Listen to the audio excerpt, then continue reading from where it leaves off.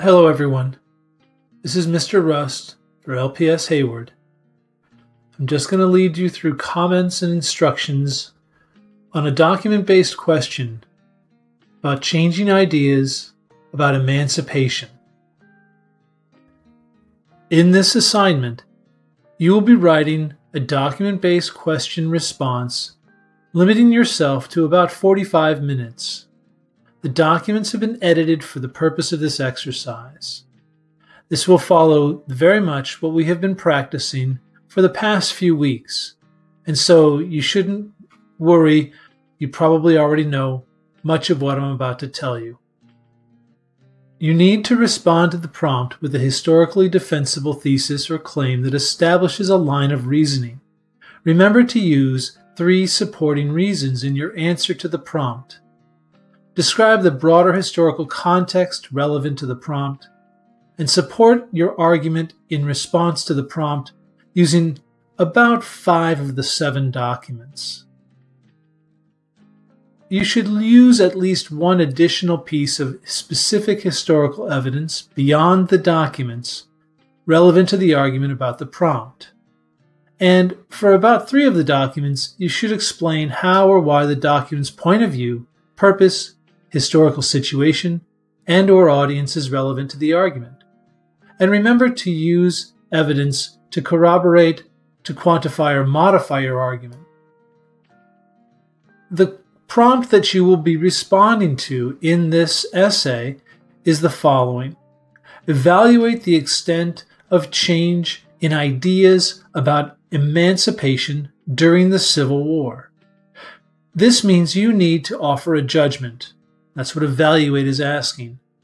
And this is going to be a change over time essay, which is hinted at when they use the word change in the prompt.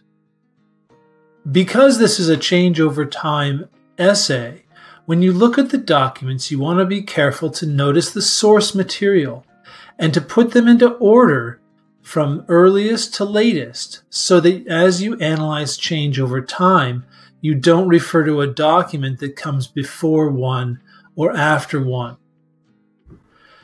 Document number 1 comes from the New York Daily Tribune, May 31st of 1861. The headline reads, "The Contraband Chattels Question." When 8 runaway slaves arrived in the Union Army camp at Fort Monroe, Virginia, General James M. Ashley was detailed to interview them and report. "What are you going to do with us?" the Negroes asked. General Ashley, "We shall not harm you." Negroes, "We know that, but will you send us back? We want to know because if you don't, our friends will follow.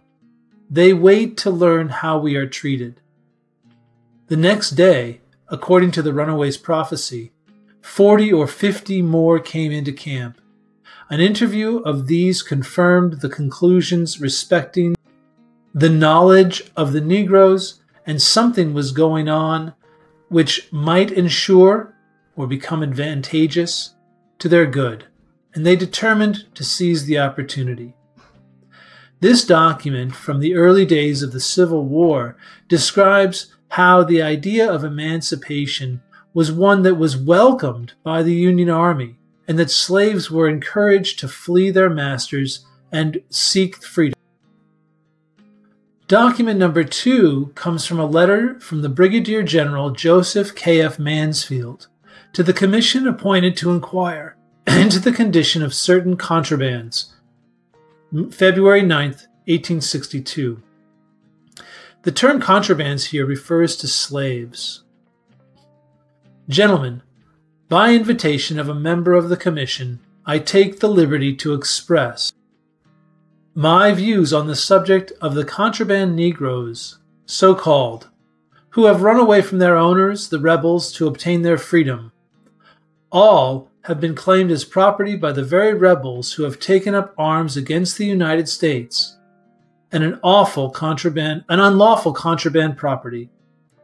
But they are not property, but persons held to labor under the Constitution in certain states, and nowhere else, and consequently they are not slaves to the United States. Now, what are these Negroes? Are they not free men by this state of rebellion? By the act of secession, the Confederate States have voluntarily broken the Constitution and the laws of the Union, and the United States are therefore absolved from the enforcement of the fugitive slave law, even if so absurd and it was. In this document, we can see how the idea of emancipation is described in terms of this Constitution before the Emancipation Proclamation of 1863. This document describes how the runaway slaves are not to be considered property because of the unlawful actions of the Confederate Army and the Confederate States.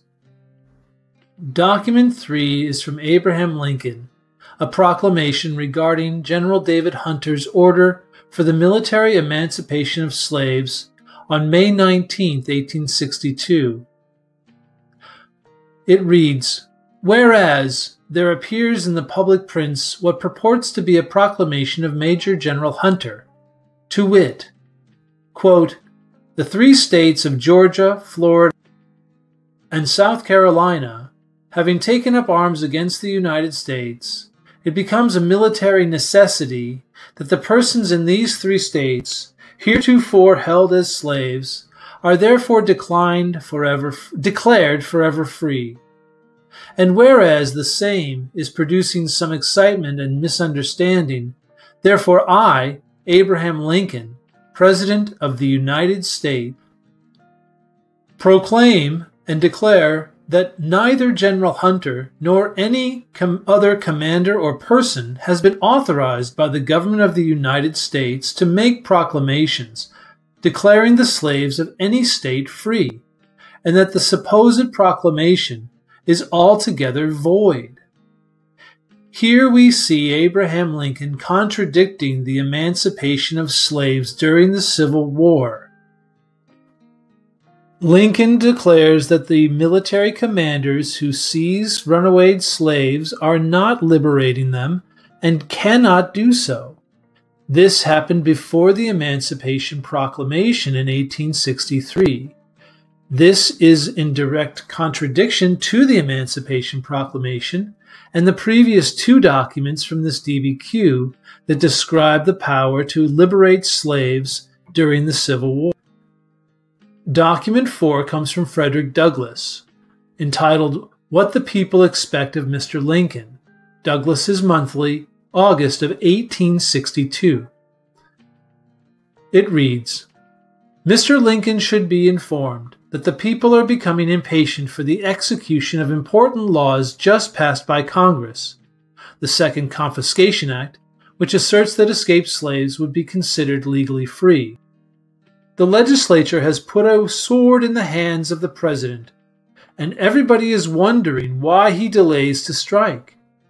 Not 1 man in 20 throughout the free states disapproves of the passage of the Confiscation Act, and those provisions of the new militant which authorizes the president to employ men of the colored race in the service of the country and the suppression of the rebellion. A few days have made a decided and most important change in the views of a large class of persons who doubted in regard to both these points, the policy of stripping the rebel population of their possession and employing the colored race, to the extent of arming them against the rebels. Mr. Lincoln must hasten the publication of his proclamation and the framing of his rules for employment of the blacks, or he will find himself behind the public sentiment." In this document, we read how Frederick Douglass is criticizing Abraham Lincoln before the proclamation of emancipation.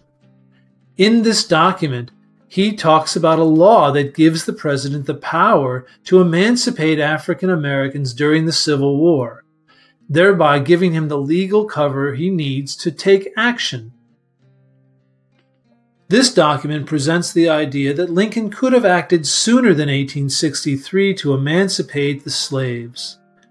Something to remember and to perhaps add as an outside reference would be the course of the war itself, which was going very badly for Lincoln in 1862, and also how Lincoln may have worried that slave states not in rebellion might have reacted if he had taken action.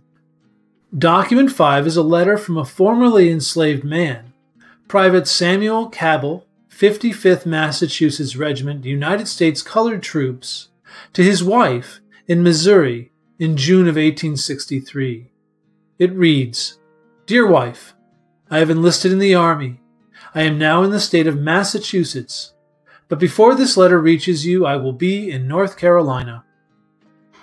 Though great is the present national difficulties, yet I look forward to a brighter day when I shall have the opportunity of seeing you in the full enjoyment of freedom. I would like to know if you are still in slavery. If you are, it will not be long before we shall have crushed the system that now oppresses you. For in the course of 3 months you shall have your liberty. Great is the outpouring of the colored people that is now rallying with the hearts of lions against the very curse that has separated you and me. Yet we shall meet again, and oh, what a happy time that will be when this ungodly rebellion shall be put down and the curses of our land is trampled under our feet. I am a soldier now, and I shall use my utmost endeavor to strike at the rebellion and the heart of this system so long has kept us in chains." In this letter, we read of how a former slave writes to his enslaved wife about his fight in the Civil War for her freedom and what it means to him and his family that this system of oppression will be destroyed forever. Document 7 is our last document, and it comes from Abraham Lincoln in an open letter to his friend and Illinois legislator, James Conkling, dated August 26, 1863. It reads, "To be plain, you are dissatisfied with me about the Negro. Quite likely there is a difference of opinion between you and myself upon that subject. I certainly wish that all men could be free, while I suppose you do not. Yet I have neither adopted nor proposed any measure which is not consistent with even your view, provided you are for the Union. I suggested compensation emancipation, to which you replied you wished not to be taxed to buy Negroes. You dislike the Emancipation Proclamation issued January 1st, 1863, and perhaps would have it retracted. You say it is unconstitutional. I think differently. I think the Constitution invests its commander-in-chief with the laws of war in time of war. The most that can be said, if so much, is that slaves are property. Has there ever been, any question that by the law of war, property, both of friends and enemies, may be taken when needed? And is it not needed whenever taking it help us or hurts the enemy? You say you will not fight to free Negroes. Some of them seem willing to fight for you, but no matter. Fight you, then exclusively to save the Union. I issued the proclamation on purpose to aid you in saving the Union." This document is very interesting because it gives some background information as to why Abraham Lincoln issued the Emancipation Proclamation. Here you can see he addresses two primary arguments against the Emancipation Proclamation. The first argument is that the idea of buying the freedom of slaves was something that people did not want to pay for, even though generations of white Americans had benefited from their labor. Another problem that Lincoln addresses is the lack of support for the continued fighting of the war in 1863. At this point, the war was going very badly, and many tens of thousands of Americans had died. many white Americans did not want to continue fighting the war. Lincoln addresses both the taxation question and the participation question in this letter.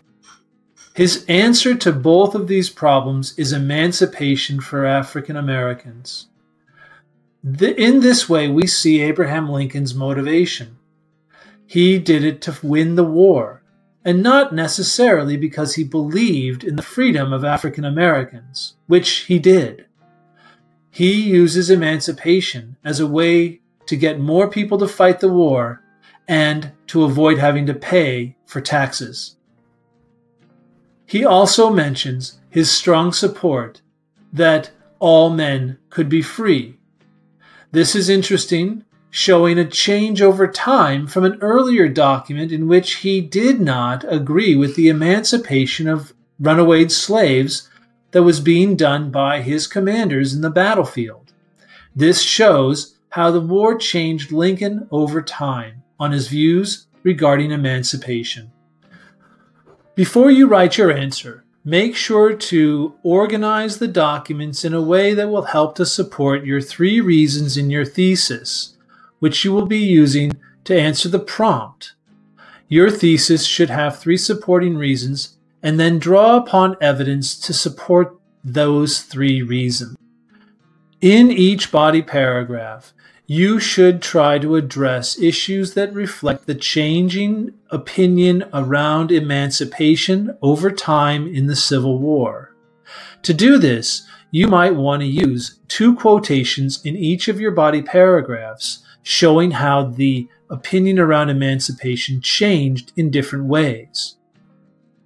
There are many opinions about emancipation reflected in the documents, both economic, political, and social ideas regarding the emancipation of African Americans. Remember, if you struggle with your thesis, to focus upon the economic, the political, and the social reasons as good fallbacks for a good thesis always.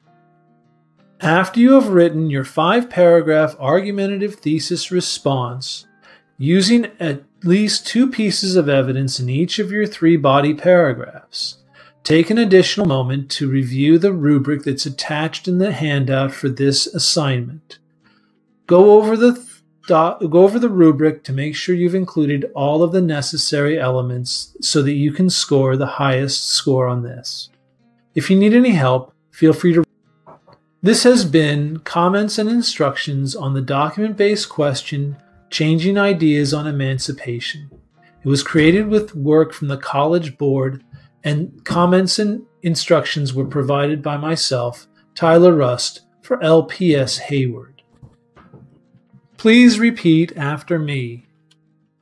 Remember this: I will pass the AP US History College Board exam.